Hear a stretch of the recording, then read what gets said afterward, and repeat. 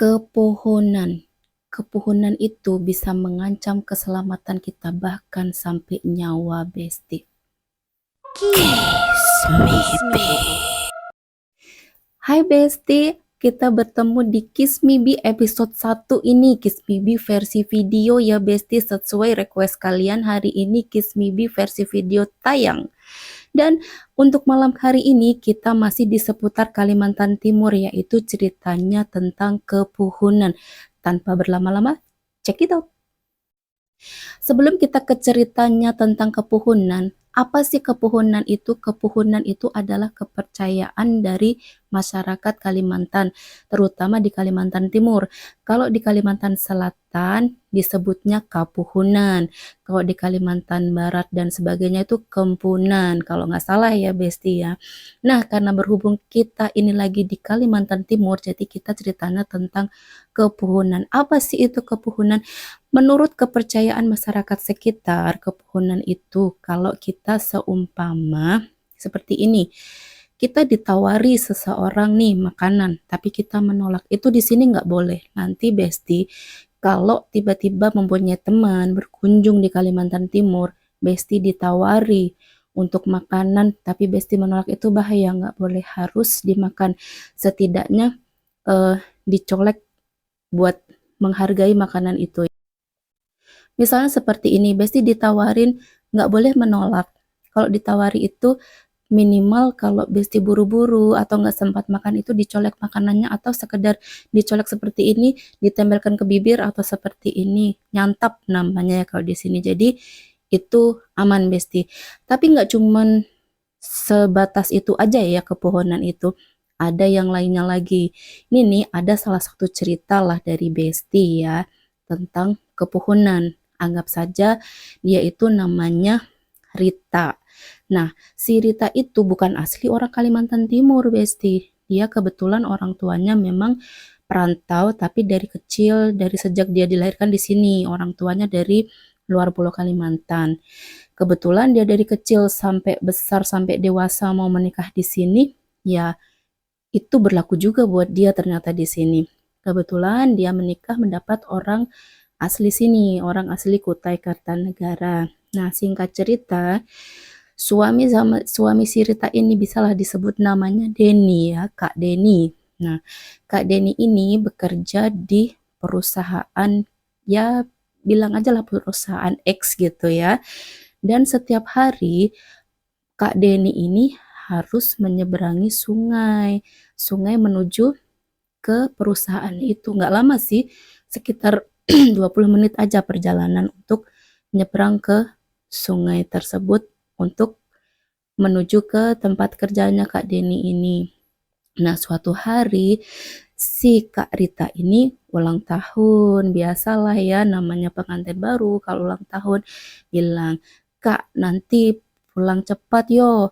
Aku ulang tahun hari ini. Nanti kita makan-makan. Tuh kita ke kota," katanya. Iya, kata Kak Denny. Terus sore itu mendadak suasana tuh beda. Kata Kak Rita. Katanya itu suasananya tuh biasa aja, tapi serasa panas banget di sore itu. Terus sore itu kan dia sudah bersiap ya. Ada WhatsApp masuk ternyata dari suaminya. "Dek, kakak pulang agak telat. Nanti kakak pulang bareng si Ijul sama si Hairil," katanya gitu kan. Terus, "Oh iya kak, adik tunggu di rumah." Tapi sampai habis maghrib belum juga sampai rumah si Kak Denny ini. Bingung lah si Kak Rita ini. Terus si Kak Rita itu coba hubungi teman Kak Denny, teman kantor Kak Denny yang lain. Terus dijawab sama temennya, "Kak, Kak Denny sudah pulang apa masih di kantor?" Kan ditelepon tuh temannya. "Oh, Kak Denny sudah pulang dari tadi sebelum maghrib sama si Ijul sama Hairil," katanya. "Tapi kok belum sampai juga ya di rumah?" "Oh, nggak tahu Kak, dia sudah keluar dari tadi." "Oh ya sudah Kak, makasih." Dia tuh sambil cemas ya karena suaminya kok belum pulang. Tapi dia berusaha nih positive thinking. Mungkin Kak Denny mau berikan surprise kado. Secara kan hari ini hari spesial aku ulang tahun. Tapi dia kembali berpikir lagi. Sepanjang perjalanan menuju kantornya Kak Denny kan nggak ada toko, nggak ada tempat untuk membeli semacam hadiah. Mulai lagi dia bingung. Sampai jam 8 belum ada pulang. Jam 9, ketika tepat jam 9, ada tuh ketok-ketok pintu, tok-tok-tok sekalinya. Kak Denny mau marah nih sudah nih. Kan kalau sudah jam 9 kemalaman nih kalau mau keluar, mau dinner atau apa sudah kemalaman. Jadi dia sudah mulai emosi, tapi karena ternyata Kak Denny bawa tadi si Ijul sama si Khairil, jadi diredamlah emosinya. Tapi ketika dia pulang melihat wajah Kak Denny, Khairil sama Ijul pucat, suruhlah duduk. Duduklah kalian. Ada apa Kak? Kenapa wajah kalian pucat kali, katanya kan. Terus dijawablah, sebentar, tadi itu kami waktu perjalanan pulang, ini bertemu ada orang di sungai. Sungai tadi ya Kak ya, yang menghubungkan antara mau dia ke kantor sama dia mau balik ke rumah. Itu yang punya perahu ini Kak Ijul. Jadi Kak Ijul tadi waktu kita pulang, dia lihat ada orang berenang, tapi kayak sedada gini. Kebetulan itu airnya lagi surut. Terus karena itu menjelang maghrib, dia tuh sudah mau mendekati tepian yang mau dia balik itu, tapi dia putar balik. Terus Kak Denny sama Kak Heril tanya, kenapa Jul kita putar balik, kan kita mau pulang. Tadi aku lihat ada orang yang berenang di sana. Takutnya dia itu perlu bantuan kita. Kau pastikan dulu itu manusia atau bukan. Tahu sendiri kan sungai ini keramat, katanya. Tenang aja, kayaknya manusia, kita putar balik. Mereka nggak bisa protes dong, secara perahu itu miliknya Ijul. Jadi Ijul putar baliklah ke sana. Terus orang yang dilihat Ijul tadi setengah badannya di air tadi membelakangi mereka. Pas ditanya, Pak, kenapa Bapak di situ? Ada apa? Ternyata Bapak itu beneran manusia, Besti, bukan apa-apa. Terus Bapak itu menjawab, tadi aku sama temenku di sini mau berenang. Nah, pas mau nolong temenku, tiba-tiba aku nggak bisa ngangkat kakiku kayak berat gitu. Terus pas mau ditolong, emang nggak bisa ditarik. Terus akhirnya si Ijul itu ngasih pelampung ke badan bapaknya, suruh bapaknya pakai pelampung itu. Ditarik-tarik nggak bisa. Pas waktu ditarik-tarik itu, si Ijul itu lihat ternyata kaki bapaknya kenapa, Besti. Kaki bapaknya itu ada yang meluk. Yang meluk itu anak kecil. Anak kecilnya bukan anak kecil biasa. Anak kecilnya itu matanya itu sorot matanya tajam dan bentuk matanya itu kayak buaya. Nah, di situ Ijul sudah tahu nih nggak beres ini. Nah, karena pas lagi nggak beres itu mau turun nih sebenarnya tadi si Ijul buat ngangkat bapaknya ke atas, nggak jadi, Besti. Jadi akhirnya bapaknya suruh pegang pelampung, diseret aja, semacam diseret pakai perahu sampai ke tepian. Dan akhirnya sampai ke tepian, tapi masih berat tuh. Akhirnya si Ijul bilang, tolong ya jangan ganggu lagi. Dan alhamdulillahnya si anak kecil itu nurut dan dilepaskannya. Akhirnya diantarlah, oh sebentar ya, nama bapak tadi itu Bapak Yusuf lah, bisa dikatakan dibilang Bapak Yusuf. Nah, terus Bapak Yusuf sudah sampai ke tepian kan. Nah, sampai di sana ditanya, Bapak ngapain tadi di sana? Akhirnya Bapak Yusuf menceritakan, tadi dia sepulang kerja, dia sama temennya, sama Pak Kala. Nah, Pak Yusuf sama Pak Kala tadi itu pulang kerja berencana berenang di sungai itu. Terus si Pak Kalanya itu bawa jaring sekalian mancing karena kebetulan airnya lagi surut. Jadi kebetulan nih ya, Pak Yusuf sama Pak Kala itu bukan asli orang Kutai Kartanegara. Mereka itu orang Makassar. Jadi nggak tahu kepercayaan masyarakat sekitar tentang sungai itu. Nah, waktu Pak Kala itu membentangkan jaringnya itu, tiba-tiba air yang tadinya surut itu mendadak jadi bergelombang besar, dan Pak Kala itu kayak serasa tertarik gitu loh. Pas Pak Yusuf sudah berhasil menepi, Pak Kala itu tiba-tiba kayak ada yang nyangkut. Ternyata yang nyangkut itu jaringnya tadi. Terus Pak Yusuf kembali lagi berenang mendekati Pak Kala mau nolong, tapi serasa kayak ini kayak ditarik kakinya. Nah, Pak Yusuf di situ juga melihat anak kecil yang bermata tajam, yang ada sinarnya itu, matanya kayak buaya itu meluk kaki Pak Kala sambil ditarik terus-menerus sampai Pak Kala itu hanyut entah kemana nggak kelihatan lagi. Dan setelah itu Pak Yusuf seperti nggak bisa lagi menggerakkan badannya, jadi dia seperti setengah badan itu berada di sungai tersebut sampai diketemukanlah lah sama rombongan Kak Deni, Kak Ijul dan juga Kak Hairil tadi. Setelah cerita seperti itu, oke, sebentar, siapa tadi? Pak Yusuf diantarkan ke mes tempat Pak Yusuf bekerja dan mereka bertiga pulang. Inilah cerita tadi saat mereka kejebak lama nggak sampai-sampai rumah biar si Kak Rita ini nggak marah sama Kak Deni. Diceritakanlah runutan kenapa sampai Kak Deni pulang telat.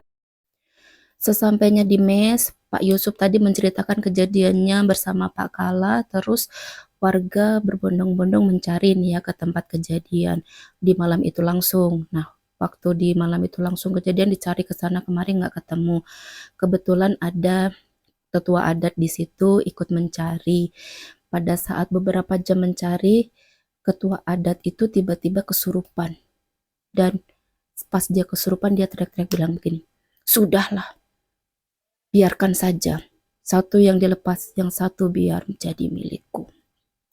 Setelah mendengar ketua adat tadi yang kesurupan itu, warga paham, lalu memutuskan untuk menyudahi pencarian di malam itu. Oke, sudah, kita lanjutkan lagi besok pagi pencariannya.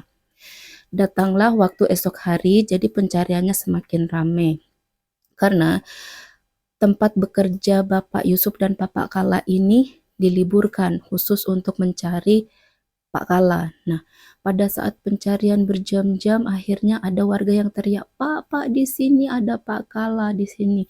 Setelah ditemukan, ternyata kondisi Pak Kala sudah tidak bernyawa, Besti. Jadi ya inilah wa inna rojiun. Pak Kala ditemukan dalam kondisi yang tidak bernyawa dan sudah dalam kondisi mengenaskan.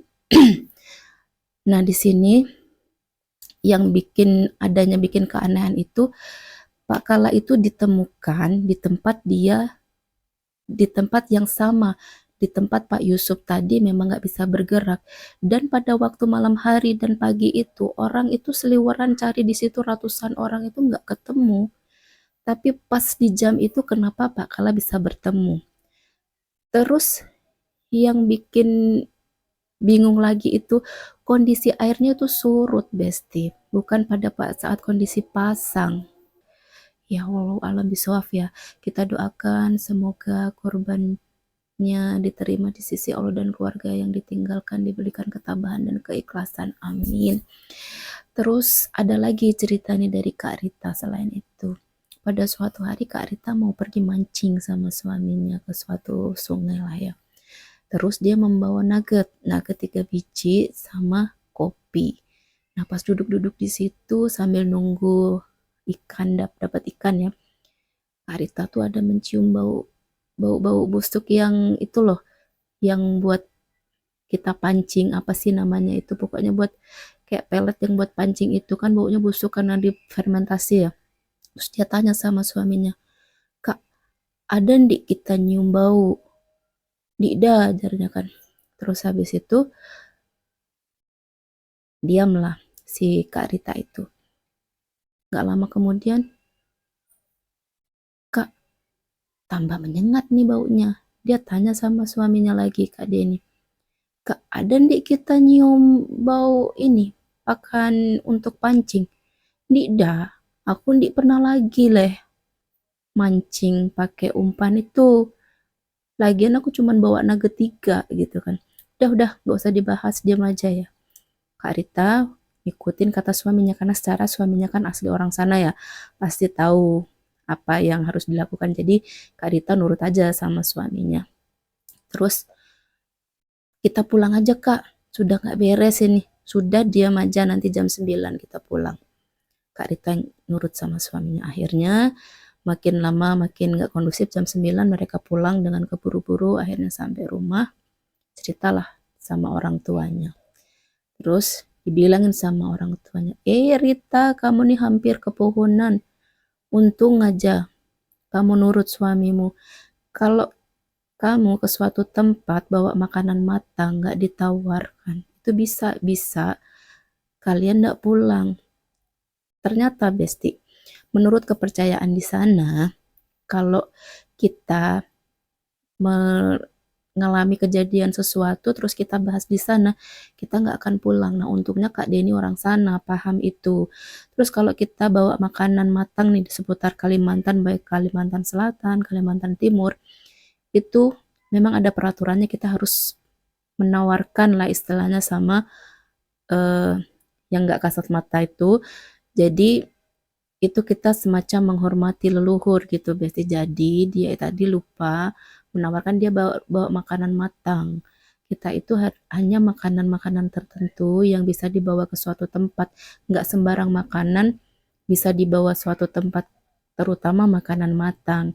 Jadi hal yang bisa dipetik di sini, kita tuh harus menghormati adat istiadat di suatu daerah walaupun memang itu nggak tertulis, karena kan kita bukan orang asli sana, itu kita harus benar-benar menghormati, menjaga apa yang memang di sana boleh apa nggak boleh.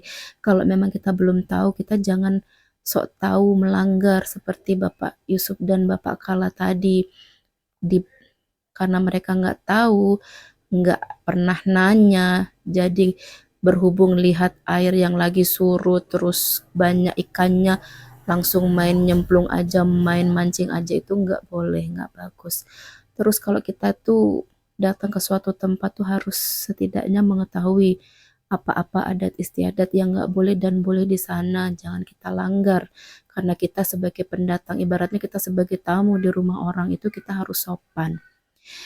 Nah, Besti, itu Kiss Me Be malam hari ini. Kalau dirasa Kiss Me Be malam hari ini itu kurang menarik, ya mohon maaf karena masih perdana ya. Ini adalah bulan kedua.